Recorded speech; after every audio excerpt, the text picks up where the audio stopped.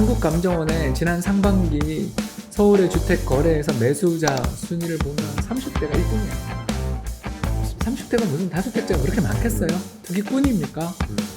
좀 목표가 명확하지 않다는 거죠. 맞벌이나 자녀를 키우고 있는 그런 사람들은 직장 근처나 직장에 출퇴근하기 좋은 자리를 원하는데 그 자리를 임대로 다.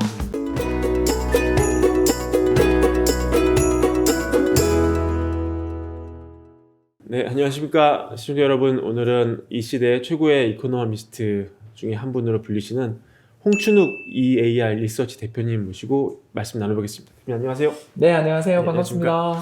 매부리.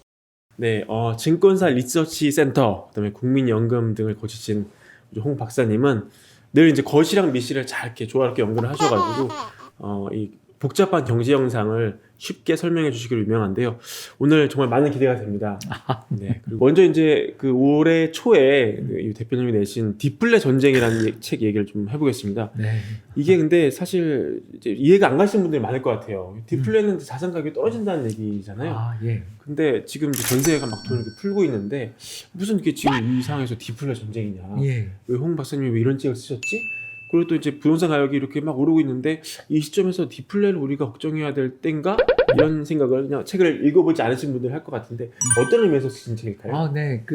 그냥 내버려 뒀으면 디플레로 가는 거죠.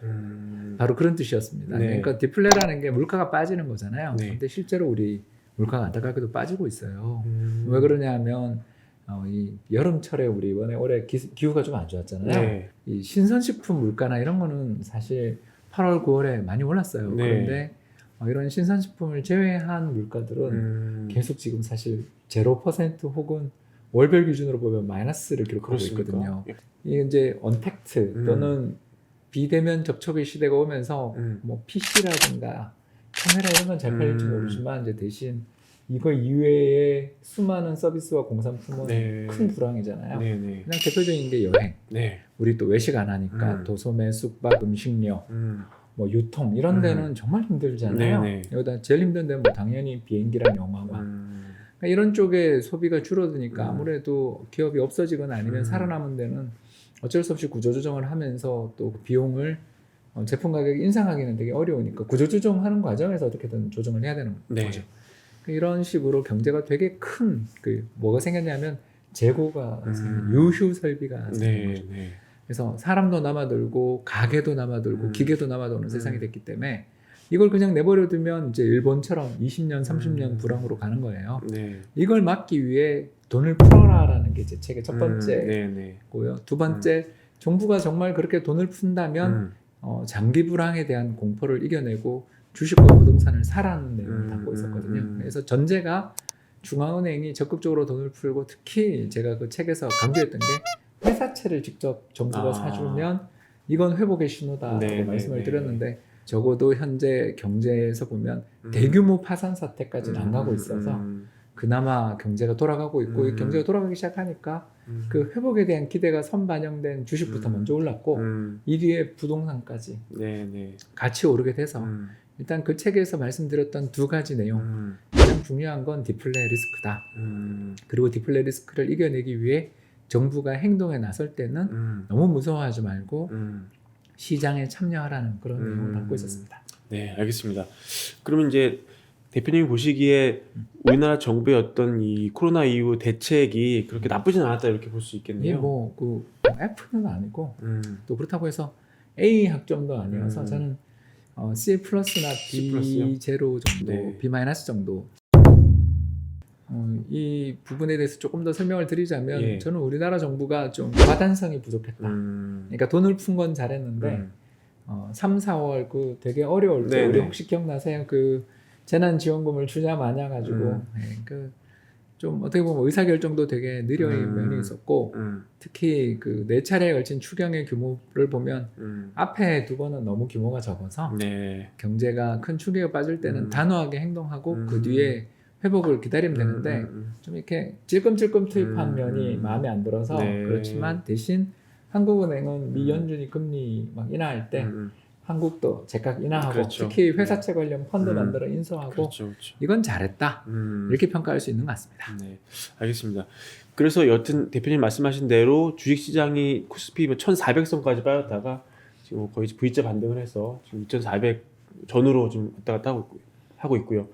부동산도 그 코로나 사태 직후에는 조금 뭐 조정을 받을 거라는 얘기도 예. 있었지만 지금은 뭐 거래는 끊겼지만 규제로 지금 뭐 나오는 건 이제 신고가를만 찍고 있는 그런 상황입니다. 그래서 그 우리 대표님이 기존에 어떤 그 찍으신 영상이나 말씀하신 인터뷰 같은 걸 보니까 서울 집값 2023년 정도가 데이터 상으로는 고점이라는 얘기를 좀 하셨어요. 아, 그게 이제 우리가 주어진 통계가 그까지밖에 없어서 그런 거죠. 그러니까 그 뒤로 갈 수도 있는 거고 땡겨줄 수도 있는 네. 거라. 왜 그러냐면 이제 서울의 입주 물량 통계가 2022년까지는 거의 확실하잖아요. 예. 그냥 만호. 그러니까 많아야 만호 중반, 적으면 만호 1만 호 미치라는 네, 건 네. 결정된 거잖아요. 네. 그건 뭐 어디 가는 게 아니니까. 그렇죠. 예, 그런 상황이 그리고 22년까지 제로금리로 저는 보거든요. 왜 그러냐면 올해 경제가 되게 이렇게 큰 충격을 받았기 때문에 내년 성장률이 플러스로 돌아선다 하더라도 올해 발생한 재고는 내년까지 내후년까지 영향을 미치거든요. 네. 그래서 물가를 못 올리게 만드는 요인 또 네. 자칫하면 마이너스도 일시적으로 기록할 수 있는 여건이라 한국은행이 금리를 저는 추가로 인하할 수도 있다고 보는 입장이거든요. 그렇기 때문에 이제 두 가지 조건, 부동산 시장에서 가장 중요한 게 수요와 공급인데 수요는 제로금리가 네. 한 최소 2, 3년 네. 이어질 거라고 보여지고 서울의 입주 물량을 보고 뭐 경기도 입주 물량을 봐도 2022년까지는 급감, 네. 인천만 22년인가 23년에 조금 반등. 네. 뭐 이 정도밖에 안 보인다는 거죠. 네. 23년은 뭐 이제 또 너무 많이 남았으니까 이건 또 근데 큰 반등을 기대하기는 어렵지 않겠냐라는 관심이 많으니까 이런 두 가지 요인, 수요는 금리, 공급은 입주 물량 등으로 체크해 본다면 네. 굉장히 지금 수급 밸런스가 깨진 상황이다. 이러기 때문에 일단 부동산 시장이 22년 정도까지는 좀 더 이어질, 현재와 같은 강세 흐름이 이어질 가능성이 있고 전환점이 오면 23년을 볼 수 있는데 그것도 뭐 지금 여기서 그 3년 뒤 일은 알 수 없으니까 예. 일단 제 생각은 1, 2년 정도는 시장이 더 강세 흐름을 보일 가능성이 있다. 이렇게 말씀을 드리고 싶어요. 네, 알겠습니다. 이 영상을 보시는 시청자분들이 무주택자분들도 많으실 텐데요. 네. 이 강세가 만약에 1, 2년 더 이어진다면 지금 집값은 계속 오르고 집값 오를 때 집을 못 사가지고 상실감 느끼는 분들이 많지 않습니까? 너무 많으세요. 네. 그래서 그런 분들이 지금 만약에 대표님 찾아와서 그럼 지금이라도 그러면 뭐 영혼까지 끌어모아서 사야 되는 거냐 이렇게 물어보면 뭐라고 답을 두 가지로 드리겠어요? 나눠 대답 예. 드리는데 그 가장 대표적인 사례를 얼마 전에 제가 들었어요. 네. 자제분이 이번에 결혼을 하고 특히 첫째 그 손주를 보신 상태에서 그래서 이제 그 자녀분들 결혼을 시킬 때 집을 안 사주고 전세로 사주시고 또 자녀분들도 열심히 노력해서 요새 만혼 있잖아. 네. 그래서 취직하고 또 수년간 돈을 저축하셔서 어떻게 잘 해서 서울에 전세를 얻은 데는 성공을 했는데 그때 이제 집을 살 걸 후회를 되게 많이 하고 계시는 거죠. 그냥 사시라고. 뭐 그렇게 그걸 그렇게 고민할 필요가 없다. 어디를 사냐가 문제지. 사세요 이렇게 이야기를 했더니 이렇게 맞다. 지금 둘 다 그래도 열심히 노력해서 전세 자금 대출도 거의 다 갚은 상황인데 아니 이제 맞벌이를 하시니까 그런 걸 생각하면 지금 정말 잘했다 생각하는 게 전세가 이렇게 폭등한 걸 생각하면 그분한테는 저는 조언을 잘했고 지금이라도 비슷한 분들이 조언을 하러 오시면 저는 그렇게 추천할 것 같고요. 두 번째 안타깝지만 전세 자금도 대출이다. 이건 정말 저는 이번에 그 정부가 해준 연장권 있잖아요. 전세 갱신권을 활용하셔서 더 저축을 열심히 하시고 또 3년 뒤에 제가 이야기는 안 했지만 그러니까 저는 믿지 않지만 일단 3기 신도시 분양에 대한 희망이 조금은 저는 안 될 거라고 생각해요. 그나마 물량이 그때 조금 나오거든요. 그러면 열심히 신혼부부 특공이라도 젊으신 분들은 또 가점에 기대를 해보실 수 있는 분은 그때 좀 물량이 나오면 아무래도 초인기 지역 아닌다 하면 좀 기회가 있을 수 있잖아요. 그래서 주택 시장에서 여력이 되시는 분들은 너무 지금 또 기다리면 올 거야 그런 거보다는 실수요 관점에서 접근하셔도 저는 이제 지금 부동산 시장이 좀 평균보다는 확실히 비싸진 건 사실이지만 앞서 말씀드린 1, 2년 이상 더 가격이 상승할 여지가 있다는 걸 생각하면 그 고통을 감내하기가 되게 어렵거든요. 그렇다면 저는 일단 실거주 관점에서 접근하시면 충분히 괜찮고 또 음. 그런 흐름이 지금 부동산 시장의 가장 주대다 이렇게 네. 보고 있습니다. 알겠습니다. 방금 말씀하신 3기 신도시 말씀 여쭈려고 했습니다. 그래서 이 홍 대표님이 기존에 말씀하신 거 보면은 말씀하신 대로 3기 신도시에 대해서 좀 부정적으로 말씀하신 게 좀 있어요. 그래서 두 가지 때문이죠. 네. 첫 번째는 목표가 명확하지 않아요. 이게 뭐냐면 서울 집값이나 핵심 지역 경기도를 비롯한 핵심 지역 집값이 급등하는 것 때문에 3기 네. 신도를 씌운 거 아니에요? 음. 저는 이게 명확해야 된다고 생각합니다. 네네. 근데 이번에 안이 나온 거, 음. 계획안 나온 걸 보면 전원 도시, 저밀도 도시로 지으려고 해요. 그러니까 이전 그냥 구체적으로 이야기하겠습니다. 판교랑 세종시 보는 것 같아요. 네. 그러니까 그 두 도시의 특징이 뭐냐면 거기 가신 분들은 성공했죠. 그러나 그 자체가 그 뒤 입주 이후 가격에 거기가 그 도시가 급등했죠. 왜 그러냐면 살긴 좋은 도시지만 다 저밀도, 특히 우리 판교역 한번 내려보시면 알죠. 그 근처에 주변에 그 임대주택 말고 집이 있던가요? 그래서 주변에 뭐 3, 4 이런 단지 다 임대죠. 네. 무슨 마을 이게 무슨 말인지 아시겠죠? 네. 그러니까 좋은 마음은 제가 이해해요. 그 좋은 마음. 그러니까 선이죠. 네. 그 돈이 없으신 분들, 상대적으로 소득이 부족하신 분들을 역 근처에 가장 좋은 자리에 배치하고 너 돈 많으니까 너는 저 도시 외곽에 살아 이거잖아요. 네. 서울의 집값을 올리는 사람이 투기 세력도 아니고 아까 이야기한 3, 40대의 어떤 실거주자 그렇죠. 수요가 네. 되게 강한 사실. 지금 데이터를 보세요. 한국감정원의 지난 상반기 서울의 주택 거래에서 매수자 순위를 보면 30대가 1등이에요. 맞습니다. 30대가 무슨 다주택자가 그렇게 많겠어요? 투기꾼입니까? 음. 좀 목표가 명확하지 않다는 거죠. 맞벌이나 또는 자녀를 키우고 있는 그런 사람들은 직장 근처나 직장에 출퇴근하기 좋은 자리를 원하는데 그 자리를 임대로 다. 이게 이제 첫 번째 문제고요. 역 근처에 서부선이든 저 GTX B 라인이든 네. 예, 다 역 근처는 임대나 기본 주택으로 짓고 그 주변을 이렇게 아파트를 짓는다면 결국 그게 무슨 직주 근접이랑 아무 상관이 없잖아요. 네. 그리고 공급도 불충분하겠죠. 가장 좋은 자리를 저밀도 개발하니까.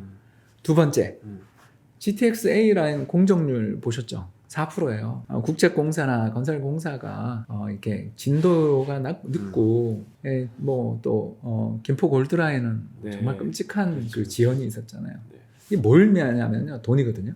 솔직하게 이야기하겠습니다. 예타 면제까지 이야기하면서 국책사업 작년에 의욕적으로 하셨잖아요.